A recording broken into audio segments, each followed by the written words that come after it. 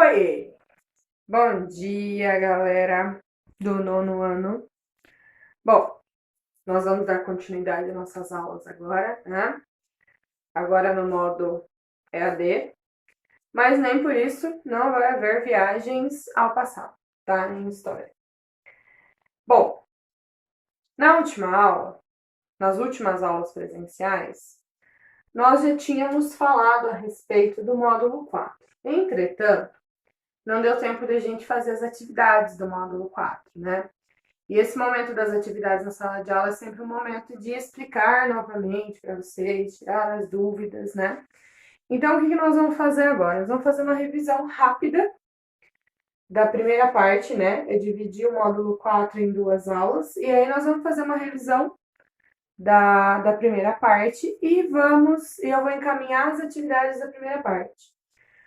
Por que eu vou fazer essa revisão? Porque já tem um tempinho que a gente fez essas aulas e porque na sala de aula sempre dá para eu ir revendo com vocês na hora de fazer as atividades, né? Então, eu vou fazendo a revisão e aí depois a gente vai fazer as atividades, certo?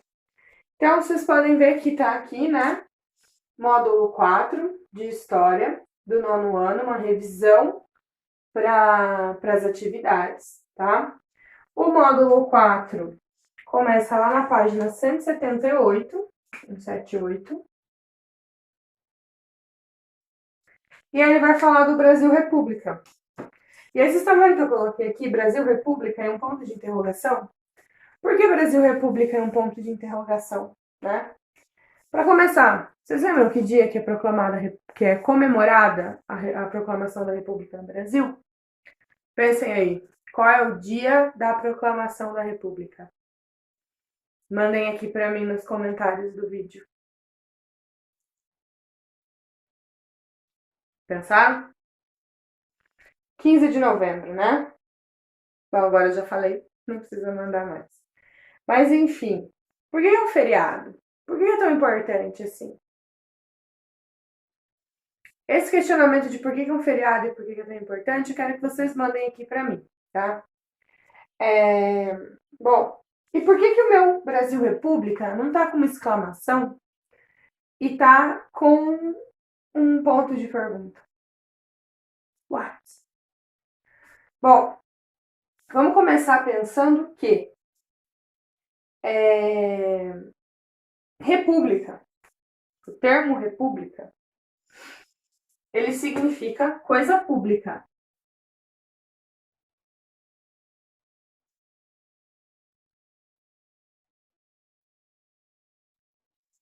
Então, a república tem que ser uma coisa pública. Sempre falo para vocês, né? Coisa pública. Do povo, pelo povo, para o povo, com o povo. Isso é república. Mas no caso do Brasil, essa república que surgiu, né? Essa república que surge, ela surge realmente do povo com o povo, para o povo, pelo povo? Vamos relembrar disso, né? Bom, então vamos lembrar um pouco dos antecedentes desse Brasil República, né? Havia um descontentamento com o Brasil Império, havia um grande descontentamento em relação à forma de poder monárquico, né? E esse descontentamento vinha por quê? Pelos gastos públicos da corte de Dom Pedro II, vinha pelo fato de que o poder moderador, vocês lembram do poder moderador que dava ao imperador todo o poder? Esse poder moderador, ele descontentava o parlamento, porque havia, quando o imperador ele tomava uma decisão, essa decisão ela passava por cima do parlamento. Havia uma pressão em relação à abolição da escravidão, e aí houve a abolição da escravidão, e essa abolição da escravidão agradou uns, desagradou outros, né? A elite cafeeira ficou extremamente descontente com a abolição da escravidão, porque eles perderam os seus trabalhadores. E aí vieram os trabalhadores de fora, os imigrantes, para trabalhar com o café. E esses imigrantes, eles traziam ideias revolucionárias já da Europa, que já tinha passado por revoluções, que já tinha passado pelo fim dos impérios. E o Brasil não vivia um bom momento econômico, certo? As camadas médias da população, que era a burguesia, achava que o fato do imperador apoiar a elite cafeeira atrasava o Brasil. Os cafeeiros achavam que o imperador não apoiava tanto a elite cafeeira. Aí teve a Guerra do Paraguai. A Guerra do Paraguai foi extremamente custosa. O Brasil gastou muito com a Guerra do Paraguai. E aí, os militares, quando voltaram da Guerra do Paraguai, por tudo aquilo que eles sofreram na Guerra do Paraguai, eles queriam uma maior participação. Então, tudo isso são antecedentes que levaram à proclamação da República. Bom, o que vai acontecer? Eu falei para vocês que os militares estavam descontentes, né? E os militares, eles vão ser essenciais nessa proclamação da República. Porque é justamente os militares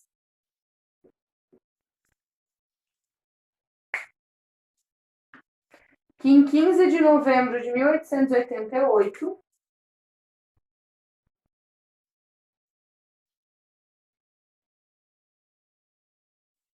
vão tomar com suas tropas lideradas pelo Marechal Deodoro da Fonseca, eles vão tomar o Palácio do Império, no Rio de Janeiro, e vão proclamar a República. Então, pensa só, eu falei para vocês, né, de república, de coisa pública, coisa do povo e tal, e aí havia um descontentamento, né, havia um movimento abolicionista, né, já tinha sido proclamada, já tinha tido o fim da escravidão, mas aqueles abolicionistas agora eles tinham uma ideia de igualdade social, e aí tinha a burguesia, e tinha os cafeicultores, e todo o povo querendo república, e aí de repente a república é proclamada por militares. E onde está o povo nisso? O povo não participou da proclamação da república. E começa aí, né, o negócio contraditório, né, o termo contraditório da república no Brasil. Porque se a república é do povo e quem proclamou a república foram os militares, né, onde é que tem república nisso? Não tem república nisso. O que muda com essa proclamação da república? O que muda no Brasil naquele momento, né? Coisas que mudam, que são bem evidentes, né? A questão territorial. Então, a gente vai colocar aqui como era na monarquia e como passa a ser na república. A questão territorial. Na monarquia, nós tínhamos províncias. Na república, elas passam a ser estados. Porque esse modelo republicano que se instala é um modelo republicano federativo. O que é um modelo republicano federativo?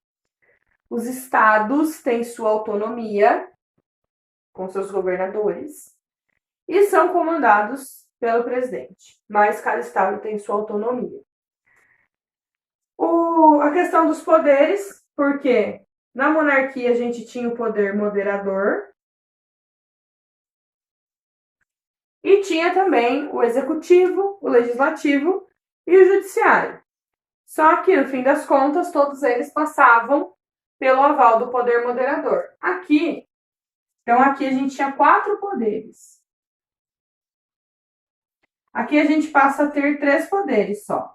O executivo, judiciário e legislativo.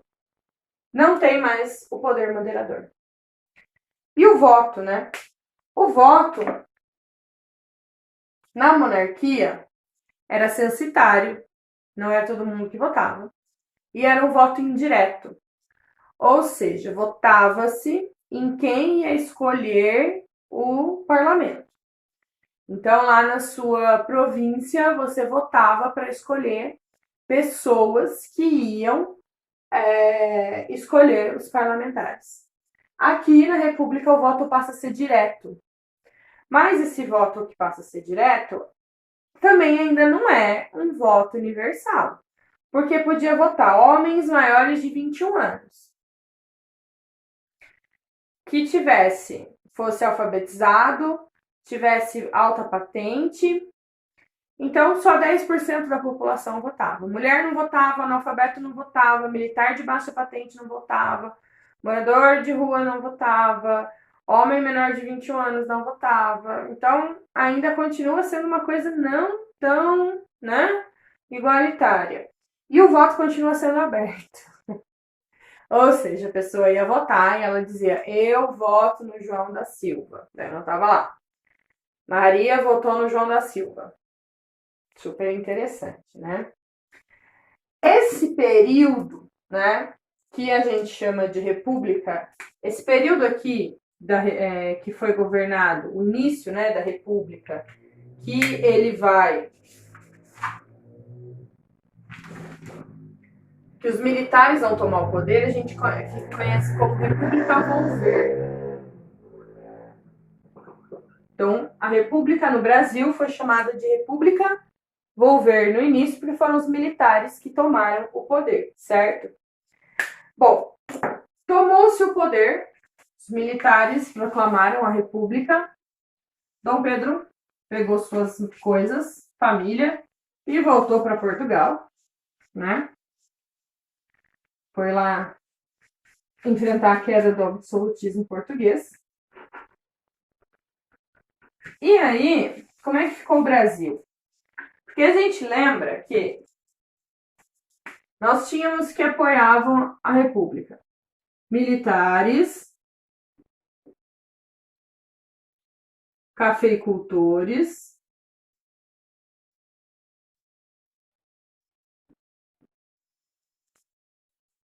burguesia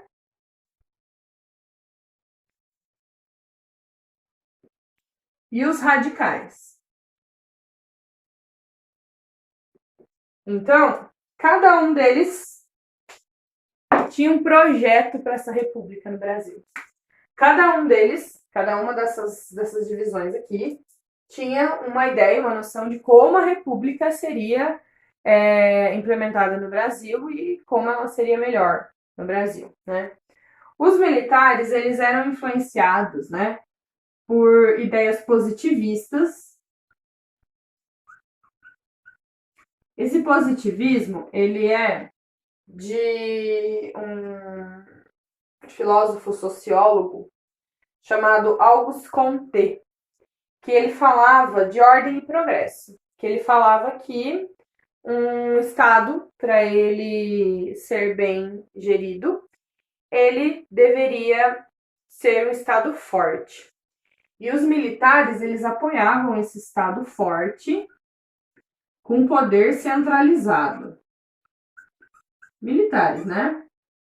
Então, para eles, o poder tinha que ser centralizado, um poder só, e o Estado tinha que ser forte, né? Um Estado bem militarizado. As oligarquias, que eram os cafeicultores, representados pelas oligarquias. O que é oligarquia, gente?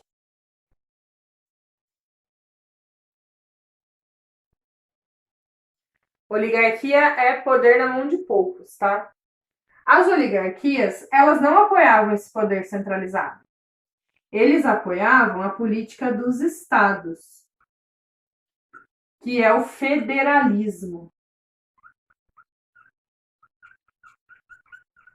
Por quê? Para os cafeicultores, se houvesse essa política de estados, esse federalismo, seria mais fácil para eles chegarem até os interesses deles. Porque aí quem ia mandar no estado era o governador. E era mais fácil para eles, né, terem acesso ao governador do que ao presidente. Os militares não queriam esse estado federativo, esse federalismo. Eles queriam um poder centralizado, republicano, centralizado. Para os cafeicultores, o poder na mão do Estado era melhor, tá? A burguesia queria a modernização. Então, a burguesia queria investimento na modernização do Brasil, que ia contra também as oligarquias cafeicultoras. Porque as oligarquias cafeicultoras, além de querer o federalismo, queriam investimento na agricultura. E a burguesia queria um investimento na modernização. E os radicais queriam um projeto republicano igualitário.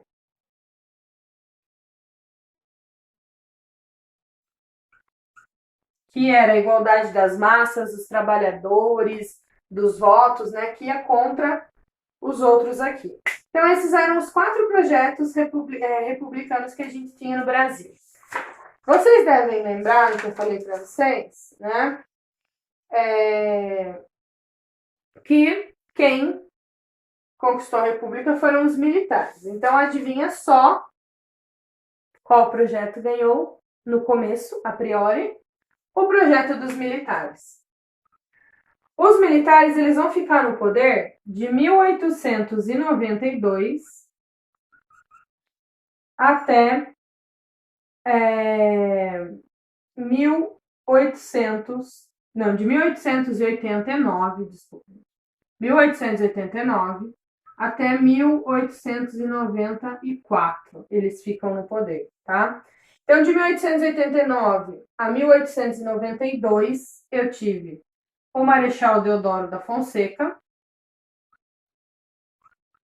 E de 1892 a 1894, Floriano Peixoto. Essa época aqui, que os militares que vão comandar, fica conhecida como República das Espadas. Porque justamente eles eram militares, na época eles usavam as espadas, tá? O projeto dos militares positivistas, ele vai se aliar um pouco mais ao projeto da burguesia. Então, eles apoiam a industrialização e os cafeicultores gostam disso? Não. Os cafeicultores ficam bem descontentes com isso, né? Nesse meio tempo aqui, o que vai surgir no Brasil? Surge no Brasil novos símbolos, então a bandeira do Brasil muda. Surge no Brasil um novo hino nacional. Surge no Brasil a valorização de símbolos republicanos, como, por exemplo, Tiradentes, que ajudou muito, né, na conjuração mineira para chegar até a República. Surge uma nova legislação no Brasil, uma nova Constituição, na verdade, porque um país ele tem que ter uma Constituição. Constituição são as leis que vão nortear esse país, tá? A Constituição nova, né, vai chamar o Brasil de República dos Estados do Brasil. Tem uma divisão ali de poder federal e estadual. Os 3 poderes são divididos no executivo, legislativo e judiciário. Os membros dos poderes passam a ser escolhidos por voto direto, não voto indireto mais. A igreja é separada do Estado, a gente passa a ter um Estado laico, né? Há uma liberdade de reunião, as pessoas podem se reunir desde que não estejam armadas, porque na monarquia, quando as pessoas se reuniam, ou em reuniões, né, em assembleias, o imperador achava que era para ir contra ele, então isso era proibido. E o habeas corpus, que o réu ganhava o direito, né, de ir e vir, então ele precisava ser julgado, ele não era diretamente condenado. Bom, aí que em 1894, os cafeicultores eles lançam um candidato, que é o Prudente Moraes.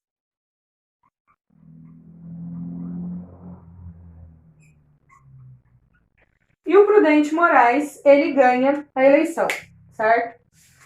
E aí, o Prudente Moraes, ganhando a eleição, ele passa a fazer as coisas de acordo com a vontade das oligarquias cafeeiras. Então, a gente vai ter um período, né? Esse período aqui, que vai de 1889 até 1930, a gente chama de República Velha. Então, essa parte que nós estamos estudando aqui, ó, é República Velha.